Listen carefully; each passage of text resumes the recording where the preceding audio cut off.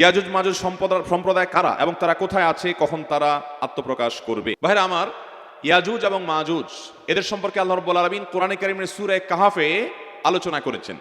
ইয়াজুজ এবং মাজুজ এই দুটি সম্প্রদায় মানুষেরই একটা বিশেষ দুটি সম্প্রদায়। আদম আলাইহিস সালামের সন্তান আমরা যারা মানুষ হিসাবে পৃথিবীতে আছি, আমাদের পাশাপাশি অবিকল মানুষের মতোই মানুষেরই আরো দুটি বিশেষ ধরন আছে, যাদেরকে বলা হয়, একটা বলা হয় ইয়াজুজ আর একটা বলা হয় মাজুজ।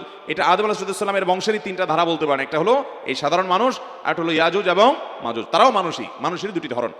এই ইয়াজুজ মাজুজ তাদের সংখ্যা সাধারণ মানুষের তুলনায় অনেক বেশি, এবং এই মানুষগুলো ইয়াজুজ মাজুজ তারা সাধারণ মানুষের উপরে জুলুম নিপীড়ন, তাদের অনেক শক্তি সামর্থ্য আছে, তারা যা খুশি তা করার মতো ওইরকম দৈহিক শক্তি আল্লাহ তাদেরকে দিয়ে রেখেছেন।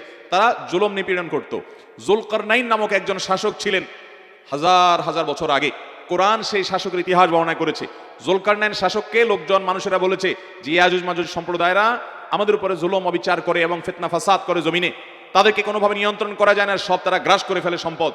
তাদের এই অবিচার থেকে, ফাসাদ থেকে আমাদের বাঁচাবার জন্য কোনো উদ্যোগ গ্রহণ করেন। তখন তাদেরকে কোনো একটা এলাকায়, সম্ভবত কোনো একটা পাহাড়ি এলাকায় তারা থাকতো, দিনের বেলায় এসে জুলুম করতো। তারা যখন তাদের এলাকায় প্রবেশ করেছে, মানুষের সমাজে যেন আসতে না পারে সাধারণ মানুষের সমাজে, তখন বিশাল বড় প্রাচীর নির্মাণ করেছেন, সম্ভবত পিতল দিয়ে, এই জুলকারনাইন বাদশাহ।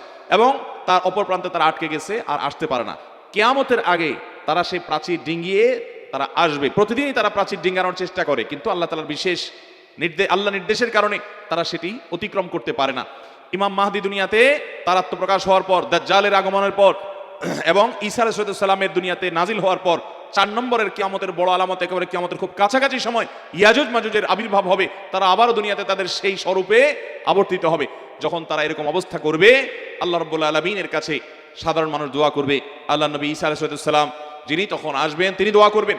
তখন সবার সম্মিলিত দোয়ার কারণে আল্লাহ রাব্বুল আলামিন বিশেষ ধরনের পোকা ইত্যাদি দিয়ে তাদেরকে রোগ বালাই দিয়ে তাদেরকে ধ্বংস করবেন। সমূলে তারা শেষ হবে কিয়ামতের আগে। এই ইয়াজুজ মাজুজ তারা আল্লাহর সৃষ্টি, তারা আছে। কোথায় আছে, পৃথিবীর কোন প্রান্তে আছে আমরা জানি না। কেউ হয়তো বলবেন যে আজকে পৃথিবীতে স্যাটেলাইটের মাধ্যমে গোটা পৃথিবীর চতুর্পাশে মাটির নিচে কোথায় কি আছে সব বের করা গেছে, তাহলে ইয়াজুজ মাজুজ সম্পর্কে তারা কোনো কিছু বের করতে পারে না, এটা সত্য হয় কিভাবে? মনে রাখবেন, পৃথিবীতে বিজ্ঞানের বহু আবিষ্কার কোরআন নাজিলের শত শত হাজার হাজার বছর পর কোরআনের অনেক কথাকে প্রমাণ করেছে। আল্লাহ তাআলা কোরআনে বলেছেন, মানুষ ঘোড়া গাধা এই সমস্ত পশু, এগুলোর উপরে বাহন, এগুলোকে ব্যবহার করে এগুলো দিয়ে চলাফেরা করে। এবং এই আয়াতের শেষে আল্লাহ তাআলা বলেছেন এরকম আরো অনেক বাহন হবে, বা এমন আরো অনেক বাহন